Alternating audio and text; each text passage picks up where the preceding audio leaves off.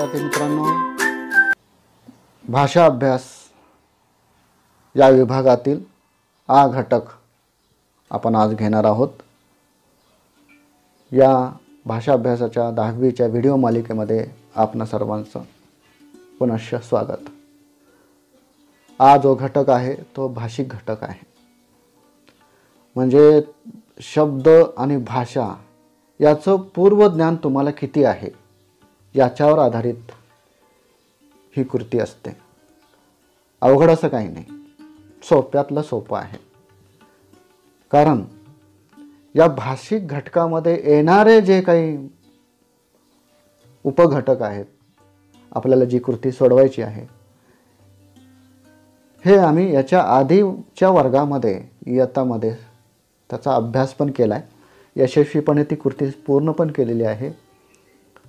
आणि म्हणून या वर्गामध्ये आता आपण अभ्यासत असताना या घटकाविषयी मुळीच भीती बाळगण्याची गरज नाही। बघूया भाषिक घटकामध्ये काय काय अंतर्भूत आहे ते तुम्हाला तर माहीतच आहे, तरीही आपण त्याचा पुढे विचार करू। हा घटक जो आहे तो 4 गुणांसाठी, त्याला शब्द संपत्ती असं म्हटलं जातं। तुमचं पूर्वज्ञान पडताळून पाहिलं जातं, तुमचं ज्ञान किती आहे भाषेचं हेही बघितलं जातं, आणि योग्य सराव, पुन्हा मी तेच म्हणतो, योग्य सराव, नित्य सराव, तुमच्या विषय शिक्षकांचं मार्गदर्शन आणि हा व्हिडिओ यथोचित त्याचा उपयोग केला तर तुम्हाला नक्की यश मिळेल। आणि या ठिकाणी आपण बघूया काय काय असलं, काय काय याच्यामध्ये समावेश आहे।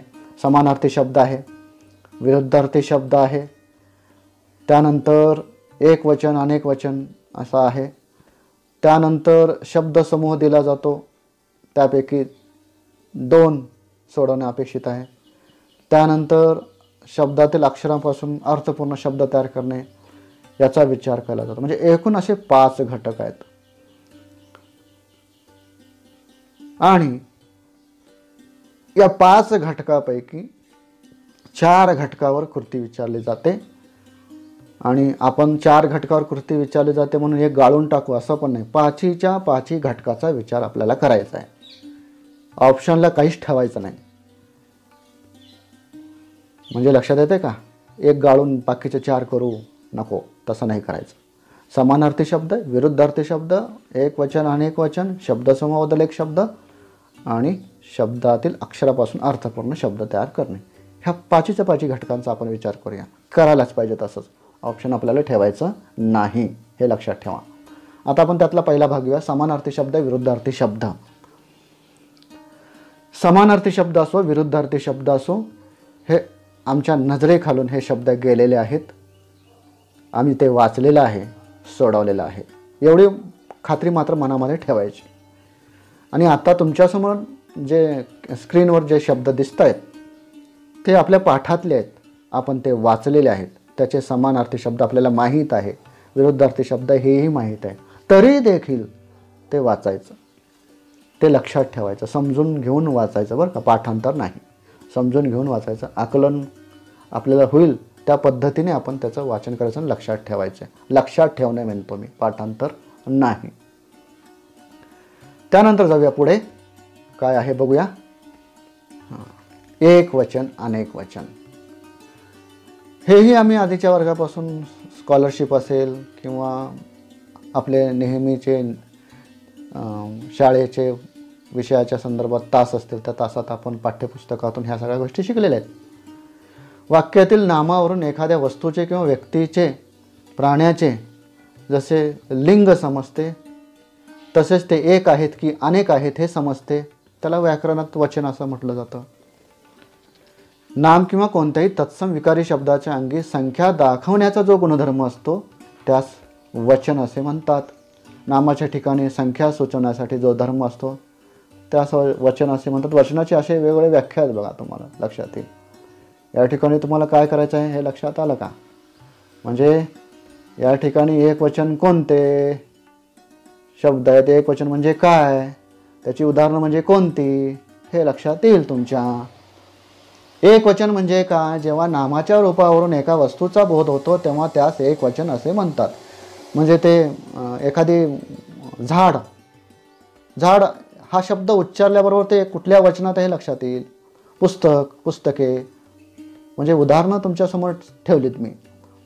म्हणजे उदाहरणं कोणती कोणती येथे लक्षात आलं असेल की एक वचनातील ही उदाहरण झाड, पुस्तक, घर, दार, माणूस, इमारत, ससा, महिना, सासू, भिंत, सुई, भाकरी इत्यादी. म्हणजे लक्षात येऊ द्या तुमच्या. काही अनेक वचनी शब्दांचा एक वचनासारखा उपयोग केला जातो. डझन, लक्ष्य, पंधरवडा महत्वाचा आहे मित्रांनो.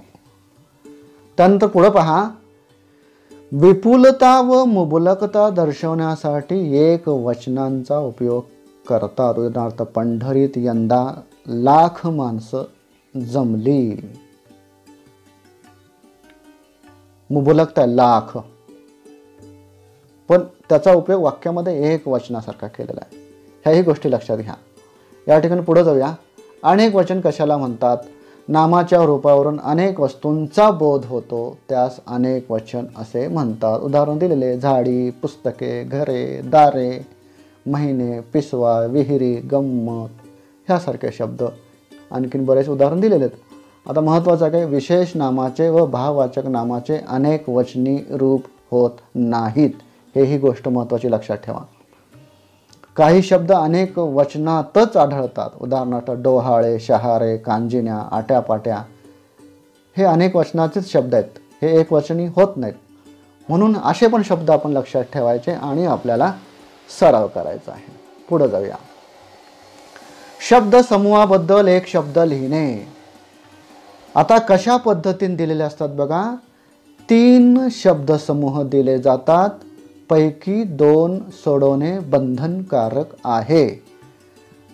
आता बघा इथे दिलेलं आहे मी, केवळ स्वतःचा फायदा पाहणारा, स्वार्थी, महिन्यातून एकदा प्रकाशित होणारे मासिक. आपण हे स्कॉलरशिपला अभ्यासलेलं आहे. आलं का लक्षात? समजतंय का? दररोज प्रकाशित होणारे दैनिक, पसरवलेली खोटी बातमी, अफवा, ज्याला मरण नाही असा अमर, संपादन करणारा संपादक, समाजाची सेवा करणारा समाजसेवक. आणि सरावासाठी इकडे पुन्हा 10 दिलेत. अस्वलाचा खेळ करणारा, त्याला एक शब्द आहे बघा, जन्मापासून श्रीमंत, त्याला काय म्हणतात? 3 महिन्यांनी प्रकाशित होणारे. हे सगळे शब्द माहीत आहेत, पण तुम्ही इथं सोडवायचं आहे. ते सरावासाठी मुद्दाम दिलेलं आहे. मी 7 उदाहरण तुमच्या डोळ्यासमोर ठेवले. म्हणजे जे 7 उदाहरणं आहेत त्या 7 उदाहरणामध्ये जे शब्दसमूह आहेत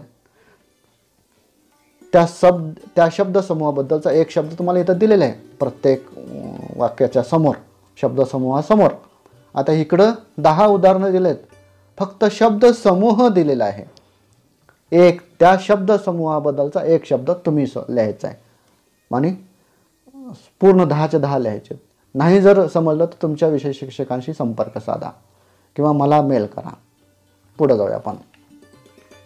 शब्दातील अक्षरांपासून अर्थपूर्ण शब्द तयार करणे महत्त्वाचं आहे. बघा लक्षात ठेवा कसं करायचं हे, की जे शब्द दिलेले असतात त्यातलीच अक्षरं घेऊन अर्थपूर्ण शब्द तयार करायचे आहे. काही मुलं निरर्थक शब्द तयार करतात, त्याला अर्थच नसतो, असे शब्द चालणार नाहीत.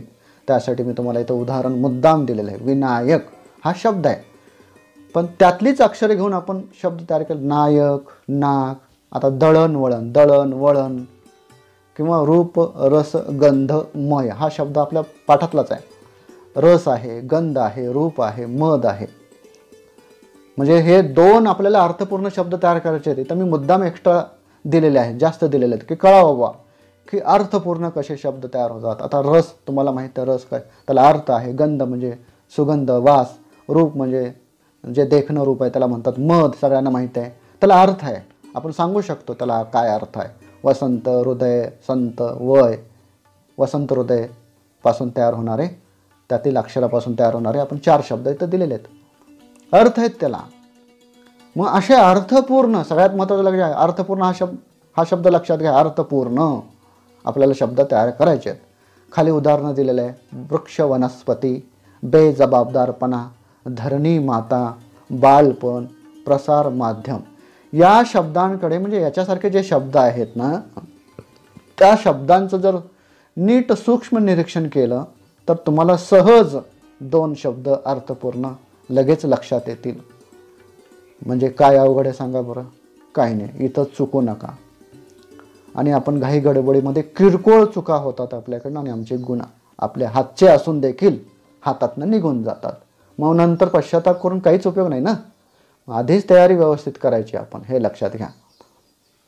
लेखन नियमानुसार लेखन गुण 2. अचूक शब्द ओळखा. कोणतेही 6 शब्द प्रत्येकी 4 पर्यायासह द्यायचेत. पैकी एकच शब्द नियमानुसार अचूक असावा असे 4 शब्द सोडवणे अपेक्षित आहे. हे लक्षात घ्या. या ठिकाणी हा पर्याय आहे. आता बघा, अचूक शब्द ओळखा. किती दिलेले आहेत? 6 आम्हाला दिलेले आहेत. प्रत्येकाला 4 पर्याय आहेत आणि असे आम्हाला 4 सोडवायचे आहेत. हे लक्षात घ्या. 1 2 3 4 सोडवायचे आहेत. सूचना कृती बघा कशी दिली. खालीपैकी कोणतेही 4 अचूक शब्द ओळखा. आणि 6 दिलेले असताना 4च सोडवायचं असं पण करू नका. 6च्या 6 सोडवा. म्हणजे घाई गडबडीमध्ये न कळतपणे जर एखादा शब्द अचूक लिहिण्याचा आमच्याकडनं राहून गेला एखाद दुसरा, तर आम्हाला इथं 6 सांगितले, 6च्या 6 जरी सोडवलं 4 बरोबर आले तरी आम्हाला 4 पैकी 4 गुण मिळू शकतात. आता सुबोध हा शब्द आहे. जे लाल रंगामध्ये जे शब्द दिलेत ना ते बरोबर आहेत आणि त्या संबंधी असे 4 शब्द आपण दिलेत. त्यातला अचूक जो शब्द आहे तो आपण लाल रंगात दिलेला आहे.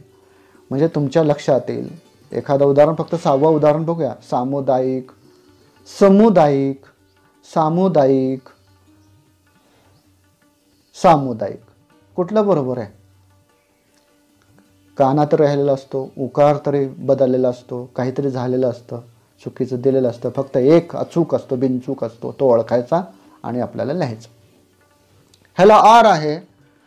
वाक्यातील लेखन नियमानुसार चुकीचे शब्द ओळखून दुरुस्त करा. प्रत्येक वाक्यात 2 शब्द चुकीची असतील अशी 4 वाक्ये देणे, पैकी 2 वाक्य सोडवणे. स्पष्ट अर्थ बघा. तुम्हाला 2 शब्द चुकीचे असतील त्या वाक्यामध्ये, अशी 4 वाक्ये दिली जातात. पैकी 2 वाक्य सोडवायची आहेत. मी कुणी उपदेश करणारा माणूस नाही असं एक वाक्य दिलेलं आहे. मग हे लाल रंगातले जे शब्द आहेत ते चुकलेत, त्याच्यात दोष आहेत. ते आता आम्हाला दोष दूर करून अचूकपणे आम्हाला लिहायचं आहे. खाली उत्तर दिलंय, मी कुणी उपदेश करणारा माणूस नाही. म्हणजे आम्हाला नेमकं काय करायचं या लेखन नियमानुसार लेखनामध्ये याचा अंदाज आला असेल तुम्हाला. लक्षात येते का? विरामचिन्हे बघूया. सगळ्यात महत्त्वाचं आहे. ज्यावेळी आपण आपले विचार लिहून दाखवतो त्यावेळी लागणारा विराम निरनिळ्या चिन्हाने दर्शवतो, त्यास विरामचिन्ह असे म्हणतात. चिन्ह आहेत ती, आणि चिन्ह आपण वाचत नाही. नेमकं या ठिकाणी वाचत असताना जेव्हा मोठ्याने वाचतो तेव्हा आम्ही विरामचिन्ह वाचायचं सोडूनच देतो. का असं चुकीचं वाचता? म्हणजे विरामचिन्ह वाक्यामध्ये शब्दाच्या अधेमध्ये असतात. ते विरामचिन्ह वाचा ना. प्रश्नचिन्ह दिलंय, ते प्रश्नार्थक वाक्य असेल तर ते प्रश्नार्थक वाक्य करण्यासाठी चिन्ह असं आम्हाला वाचावं लागतं. लेखनामध्ये वाक्य कोठे संपले, कोठे सुरू झाले, उद्गार, प्रश्न हे करण्यासाठी चिन्हांची गरज असते. वेळोवेळी विशिष्ट अर्थाने घ्यावा लागणारा विरामचिन्ह विराम अनेक चिन्हांनी दर्शवावा लागतो. विरामचिन्हासह वाचन करणे अत्यंत महत्त्वाचे असते, सगळ्यात महत्त्वाचं आहे. आणि आमची मुलं विरामचिन्हच वाचत नाहीत, त्यामुळे आम्हाला विरामचिन्ह माहीत असून पण कळत नाही. हे लक्षात घ्या. आता पुढे जाऊया. या ठिकाणी काय आहे विरामचिन्ह? तुमच्यासमोर विरामचिन्ह दिलेले आहेत. पूर्णविराम कशाला म्हणायचं, ते कशासाठी द्यायचं आहे, आणि उदाहरण दिलेलं आहे. पूर्णविराम वाक्य पूर्ण झाल्याचे दर्शवणे किंवा संक्षेप दाखवणे. विरामचिन्हाचं चिन्ह काय तुम्हाला इथं दिसतंय समोर. मी खाली बसलो, वाक्य पूर्ण आहे, पूर्णविराम. आणि संक्षिप्त दाखवायचं. मा म्हणजे माननीय, श्री म्हणजे देविदास श्रीमंत गुरव. हे लक्षात घ्या. अर्धविराम दिलेला आहे. कशाला देतात अर्धविराम? मोठी वाक्य वाचताना किंचित जास्त थांबण्याकरिता देतात. खूप योजना मांडल्या पण कार्यान्वित झाल्या नाहीत. म्हणजे मांडल्याच्या पुढं आपण अर्धविराम दिलेला आहे. यानंतर स्वल्पविराम, एकाच जातीचे शब्द असल्यास संबोधन दर्शवण्यास. आता एका वाक्यामध्ये असे अनेक शब्द येतात, त्याच्या पाठ म्हणजे सलग आले की आपल्याला स्वल्पविराम चिन्ह द्यावे लागतात. जिद्द, स्वल्पविराम, मेहनत असं दिलं. जिद्दी मेहनती व्यक्तीस काही असाध्य नसते. अपूर्ण विराम, अपूर्ण विरामामध्ये फसगत होते. काही जण याला विसर्ग म्हणतात. नाही, अपूर्ण विराम वेगळा आहे, विसर्ग वेगळा आहे. वाक्याच्या शेवटी तपशील देण्याकरिता अपूर्ण विरामाचा उपयोग केला जातो. पुढील विद्यार्थी प्रथम आले, अपूर्ण चिन्ह दिले 2, 8, 1, तिथं पण स्वल्पविराम दिलेलं आहे. कसं वापरतात बघा, ही सगळी विरामचिन्ह लक्षात येईल. प्रश्नार्थक चिन्ह, प्रश्नचिन्ह दिले प्रश्नार्थक वाक्याच्या शेवटी. याला जबाबदार कोण? हा बघा, याला जबाबदार कोण असं म्हटलेलं. याला जबाबदार कोण, कोण हे म्हणत असताना प्रश्नचिन्ह ऐकणाऱ्याच्या लक्षात आलं पाहिजे. अशा पद्धतीने भावना व्यक्त करण्यासाठी उद्गार चिन्ह वापरतात. वाक्याच्या शेवटी असतात किंवा शब्दाच्या शेवटी असतात. वाह वाह, शाबास. अवतरण चिन्ह एकेरी आणि दुहेरी. एकेरी कशाला? शब्दाला जोर देण्यासाठी किंवा त्याला महत्त्व दर्शवण्यासाठी. सांगायला माणूस म्हणायचा, आम्ही असं सरळ वाक्य म्हणत नाही, सांगायला माणूस म्हणायचा. काय कळतो का अर्थ? पण आम्हाला जोर द्यायचा आहे, प्रश्न विचारायचा आहे. मग या ठिकाणी माणूस या शब्दाला एकेरी अवतरण चिन्ह आहे, त्याला महत्त्व द्यायचं आहे. म्हणजे उच्चार कसा होईल? सांगायला माणूस म्हणायचा, प्रश्नचिन्ह पण आपल्याला कळला. दुहेरी अवतरण चिन्ह म्हणजे बोलणाऱ्याच्या तोंडचे वाक्य दाखवायचे. मी म्हणालो, स्वल्पविराम, लवकर या बाबा, अवतरण चिन्ह दुहेरी पूर्ण. म्हणजे या ठिकाणी विराम चिन्ह किती महत्त्वाचे आमच्यासाठी हे लक्षात आलं असेल. आता पारिभाषिक शब्द आहेत. पारिभाषिक शब्द महत्त्वाचे आहेत, कारण शिक्षण, विविध शास्त्रे, प्रशासन, आरोग्य, न्याय, व्यापार, कला, संस्कृती अशा वैविध्यपूर्ण क्षेत्रामध्ये जेव्हा आम्ही वावरत असतो, आवश्यकतेनुसार ह्या भाषिक संज्ञा आम्हाला माहीत पाहिजेत, त्या उपयोगात आणल्या जातात. त्यामुळे आपले जे ज्ञान व्यवहार आहे ते अधिक प्रभावी होतात. म्हणून या पारिभाषिक शब्दांना किंवा त्या संज्ञांना महत्त्व आहे. आणि याचं ज्ञान शालेय स्तरावरच सर्व विद्यार्थ्यांना व्हावे या प्रधान उद्देशाने याचा समावेश आपल्याला 10वीला करण्यात आलेला आहे. गेल्या वर्षी पण होता. नित्य समजून उमजून त्याचं वाचन केल्यास नक्की आपल्या लक्षात येईल पारिभाषिक शब्द. आपल्याला इंग्रजी शब्द दिले जातात, त्याचं पारिभाषिक शब्द आपल्याला मराठीतून लिहायचं आहे. आता इथं अब्सेंट असं लिहिलेलं आहे, अनुपस्थिती. ॲफिडेव्हिट, शपथपत्र, बायोडाटा, स्वपरिचय, ड्रामा, नाटक, डिसमिस, बडतर्फ, इव्हेंट, घटना, एक्झिबिशन, प्रदर्शन. 7 दिलेत तुम्हाला. आपल्या पाठ्यपुस्तकामध्ये बरेच आहेत, त्याचा तुम्ही रोज उपयोग करा. या ठिकाणी सरावासाठी तुम्हाला फीडबॅक दिलेला आहे, इंडेक्स दिलेला आहे, व्हर्बल दिलेलं आहे, लिफ्ट दिलेलं आहे, युनिट दिलेलं आहे. आणि तो मराठीला त्याचं पारिभाषिक काय म्हणतं, म्हणजे ती संज्ञा काय आहे हे तुम्ही लिहायचं आहे. आधी अभ्यास करा, सराव करा आणि त्या पद्धतीने तुम्ही त्याचा विचार करा. म्हणजे इथं आपला जो घटक आहे भाषिक घटकांतर्गत येणारा, तो आपण इथं पूर्ण केलेला आहे. म्हणजे एकूण आपण 16 गुणांचा विचार केला आता विभाग 4 भाषा अभ्यासामध्ये. म्हणजे तुम्हाला हे 16 गुणांचं मार्गदर्शन करत असताना तुमच्या मनातील काही जरी शंका असतील तर पुन्हा पुन्हा वाचा, पाठ्यपुस्तक बघा, याचा सराव करा. याच्यासाठी एक वेगळी छोटीशी वही करा. रोज इकडं तिकडं गेला असाल, नित्य वाचन करा. आपल्या शिक्षकांकडून समजावून घ्या. म्हणजे 16 गुणांचा हा भाग अतिशय महत्त्वाचा आहे. 16 पैकी 16 गुण मिळवायचे आहेत ना तुम्हाला, तर अशा पद्धतीने तुम्ही सांगितलेल्या प्रकारे सराव करा. आपण थांबूया. तुम्हाला या भाषा अभ्यासासाठी, सरावासाठी, तुमच्या शैक्षणिक पुढील वाटचालीसाठी शुभेच्छा देतो.